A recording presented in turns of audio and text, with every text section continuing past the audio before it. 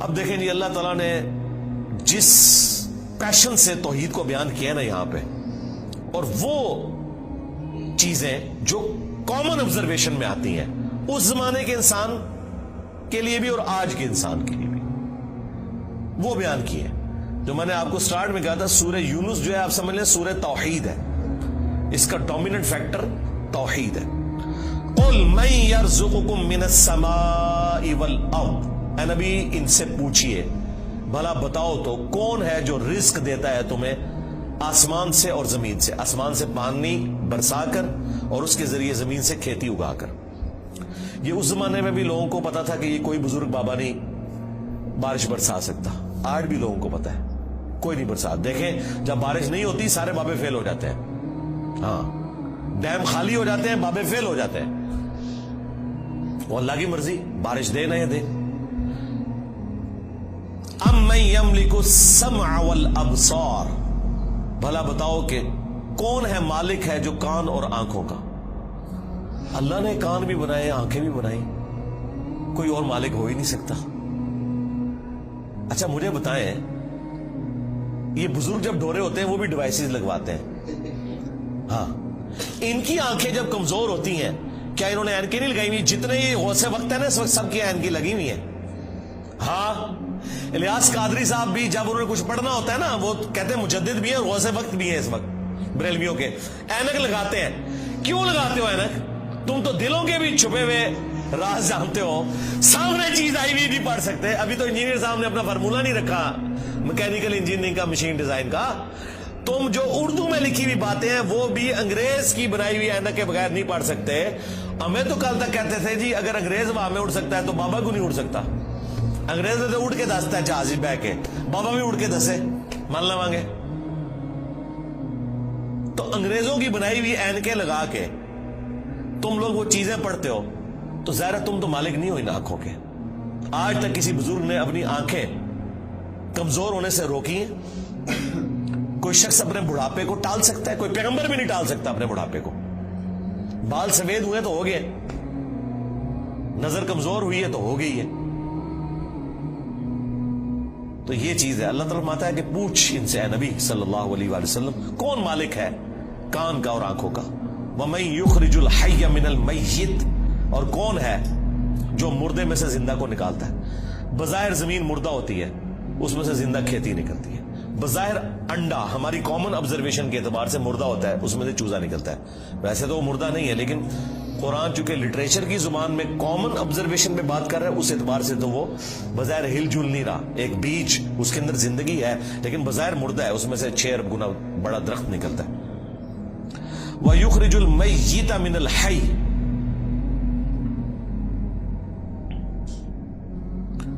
اور مردہ کو نکالتا ہے زندہ سے. زندہ میں سے مردہ بھی نکلتا ہے. یعنی مرغی انڈا دیتی ہے، بظاہر یہ بات ہو رہی ہے، میں سائنٹیفک لینگویج میں بات نہیں کر رہا، لٹریچر کی زبان میں بات کر رہا ہوں. زندہ درخت میں سے، اور وہ بھی زندگی اب سائنس ہمیں بتا رہی ہے. قرآن تو پہلے ہی کہہ رہا تھا کہ درخت زندہ ہے، کھیتیاں زندہ ہیں، لیکن اب ہمیں سائنس بتا رہی ہے ان کی فیلنگز ہیں. باقاعدہ یہ خوش بھی ہوتی ہیں، ناراض بھی ہوتی ہیں. پھول مرجھا بھی جاتے ہیں، ان کے اوپر بھی کیفیات طاری ہوتی ہے. تو آپ دیکھیں اسی میں سے وہ بیج نکلتا ہے، وہ بیج آپ بوتے ہیں ایک اور درخت نکل آتا ہے، ایک اور کھیتی نکل آتی ہے. وَمَن يُدَبِّرُ الْأَمْرَ، اور کون ہے جو سارے کاموں کی تدبیر فرماتا ہے. ظاہر ہے جی بزرگوں کو تو پتہ ہی نہیں، اور جن بزرگوں کو سورج کے سائز کا ہی نہیں پتا وہ سورج کو کیسے کنٹرول کر سکتے ہیں، اور سورجوں کی تعداد بھی نہیں پتا. ان بیچاروں نے یہی سورج دیکھا ہوا ہے. یہ تو سائنس بتا رہی ہے نا صرف ملکی وے گلیکسی میں جو ہے وہ 300 ارب سورج ہے ایک گلیکسی کے اندر، اور اس طرح کی 250 ارب گلیکسیز اور ہیں. بزرگوں تو پتہ ہی نہیں تھا. آپ لاکھ کہتے رہیں گے وہ شاہ شمس تبریز نے بوٹی بون لی سی. دادا کرو کہانیاں ان کی سنیں. فَسَيَقُولُونَ اللَّهُ، تو یہ انقریب کہیں گے اللہ ہی کرتا ہے. یہ دیکھو مشرکین عرب بھی بتوں کو ساتھ شریک ٹھہراتے ہوئے بھی کہتے تھے نہیں اے کام نہیں بت کر سکتے، اے وڈا ہی اللہ کرتا ہے. اور یہاں کہہ رہے ہیں بزرگوں کی ڈیوٹیاں لگی ہوئی ہیں. اندازہ کریں. فَقُلْ أَفَلَا تَتَّقُونَ، تو اے نبی سے فرماؤ کہ کیا تم ڈرتے نہیں ہو اس شرک کے کام سے؟ اندازہ کریں مشرکین عرب اللہ کو مانتے تھے لیکن اس کے ساتھ شریک ٹھہراتے تھے. ہمیں بتایا گیا ہے کہ جی یہ قرآن کافروں کے بارے میں نازل ہوا ہے جو اللہ کو نہیں مانتے تھے، تاکہ آپ کا خیال ہی اس طرف نہ جائے کہ آپ کے بابوں کے بارے میں بھی ان کے ماننے والوں نے وہ عقیدے رکھے ہوئے ہیں جو مشرکین عرب نے اپنے ان بتوں کے ساتھ رکھے تھے، سوائے ایک فرق ہے کہ وہ انہیں چھوٹا آلیہ کہتے تھے. یہ آلیہ نہیں کہتے، اللہ کے بندے کہتے ہیں. ادروائز باقی ساری چیزیں وہی ہیں. اللہ کے نیک بندوں کے نام کے اوپر، فرشتوں کے ناموں کے اوپر انہوں نے بت کھڑے کیے ہوئے تھے. کام آگے یہ وہی کر رہے ہیں، لیکن وہ ایک فرق جو ہے نا وہ اس کو اتنا اجاگر کرتے ہیں کہ نہیں جی وہ تو ان کو چھوٹا معبود مانتے تھے، ہم اپنے ان بزرگوں کو معبود نہیں مانتے. تو اس کا جواب پھر میں نے دیا تھا سورۃ المائدہ کی آیت نمبر 75 میں. اللہ تعالیٰ نے جیزس کرائسٹ عیسیٰ ابن مریم ان کی ماں کی مثال دے کے کہا ہے کہ ایسی ہستیوں کو پوجتے ہو جو نہ تمہارے نقصان کے مالک ہیں نہ نفع کے. اگر عیسیٰ اور ان کی ماں کسی کے نفع نقصان کے مالک نہیں ہیں، اب تو بات پیچھے رہ گئی کہ کرسچن جو ہے وہ معبود سمجھ کے کرتے ہیں اور ہم بزرگوں کو معبود نہیں مانتے. یہ تو بات پیچھے رہ گئی. اللہ نے کہا عیسیٰ ان کی ماں تمہارے نفع نقصان کے مالک ہی نہیں ہے. اگلی گل مک گئی، وہ تو پیچھے رہ گئی، وہ پرانی گلاں ہو گیا، پرانے بابے پرانے بہانے تواڈے نسڑے دے. اگلی گل پڑھو، عیسیٰ اور ان کی ماں تمہارے نفع نقصان کے مالک نہیں ہے. اس پہ میں نے کہا تھا کہ اگر عیسیٰ ابن مریم تمہارے نفع نقصان کے مالک نہیں تو تواڈے بابے تے شاہی کوئی نہیں، عیسیٰ کے جیسا ہے ہی کوئی نہیں، عبد القادر جیلانی تے شاہی کوئی نہیں، ہاں مریم کے جیسا ہے ہی کوئی نہیں، رابعہ بصریہ تے شاہی کوئی نہیں. تو وہ آگے نہیں پڑھتے، کہتے ہیں پیچھے پڑھو، وہ عبادت کرتے سن. سرکار مان لیا، اگے پڑھو کہ عبادت کرتے تھے یا نہیں کرتے تھے. اللہ نے کہا ہے نفع نقصان کے مالک نہیں ہے، وہ اللہ ہی ہے. اس کا مطلب یہ ہے کہ جس کو تم نفع نقصان کا مالک سمجھتے ہو گویا تم اسے خدا مانے ہوئے ہو، بھلے تم کہتے رہو کہ ہم اللہ کا بندہ مان رہے ہیں، اللہ نہیں مانتا اس بات کو. اس کے ثبوت میں سورۃ النمل کی آیت نمبر 62 ہے.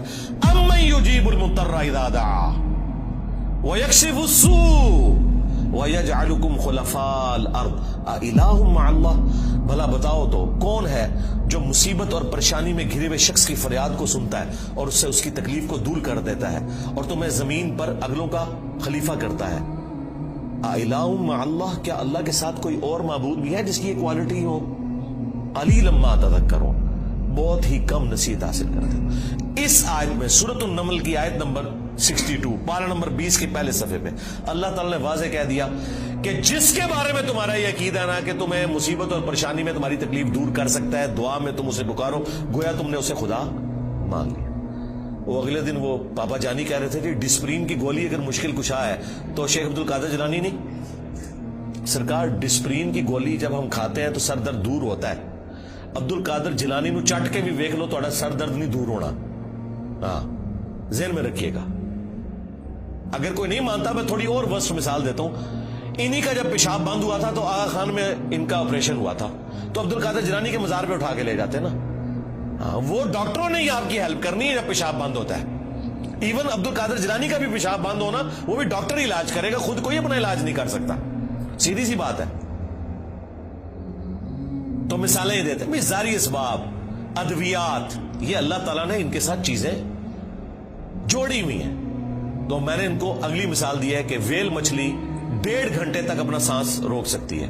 لے آؤ سارے بابے 1.5 گھنٹے ایسے سمندر ہی سٹاں گے انہوں نے. ظاہر ہے یہ کہتے ہیں نا کہ بزرگان دین جو ہیں وہ مطلب یہ انگریزوں سے بھی بہتر ہے تو جانوروں سے بھی بہتر ہو گئے، یا منو کہ تواڈے سارے بابے ویل مچھلی تو بدتر نے. اڑنے کا نہیں کہہ رہے، اڑتے نہیں سکتے ہو، چلو ایسا روکا گے نا جان تے چھوٹے نا. 1.5 گھنٹے ایسے سمندر ہی سٹاں گے ایڈا وڈا وٹا بن کے تاکہ باہر بھی نہ نکل سکن. 1.5 گھنٹے بعد کٹا گے، چلو 5 منٹ پہلے میں کر لاں گا انشاءاللہ. احتیاطن جسے زور احتیاطی پڑھ دے نا ہے، میں بھی احتیاطن 5 منٹ پہلے ایک بار کٹ لواں گا، لیکن کوئی روک کے دسے منو کچھ بھی نہیں ہو سکتا میرے بھائی. یہ سب کے سب جھوٹ ہے جو انہوں نے مشہور کیا. اللہ تعالیٰ فرما رہا ہے نبی ان سے فرماؤ تم پھر بھی ڈرتے نہیں ہو اپنے اس شرکی عقیدے سے. فَذَلِكُمُ اللَّهُ رَبُّكُمُ الْحَقُّ، تو یہ ہے اللہ تمہارا حقیقی رب. جو الحق ہے تمہارا پالنے والا، فماذا بعد الحق الا الضلال، تو بتاؤ حق کے بعد گمراہی کے سوا کیا بچتا ہے؟ یعنی یہ دو ہی آپشن ہو سکتے ہیں، اگر اللہ حق ہے باقی سب باطل ہے، پھر اللہ کے مقابلے پر اگر آ جائے، اس میں ان ہستیوں کا قصور نہیں ہے، ذہن میں رکھیے گا۔ لیکن مثال کے لیے پھر اللہ نے کہا ہے اگر اللہ ارادہ کرے کہ عیسیٰ اس کی ماں اور سب لوگوں کو ہلاک کر دے، اللہ کو کوئی پوچھ نہیں سکتا۔ سورۃ المائدہ آیت نمبر 17۔ اب کوئی اللہ کو یہ سمجھائے گا کہ یا اللہ عیسیٰ کا رگڑا کیوں نکالا نعوذ باللہ ان کی نظر میں؟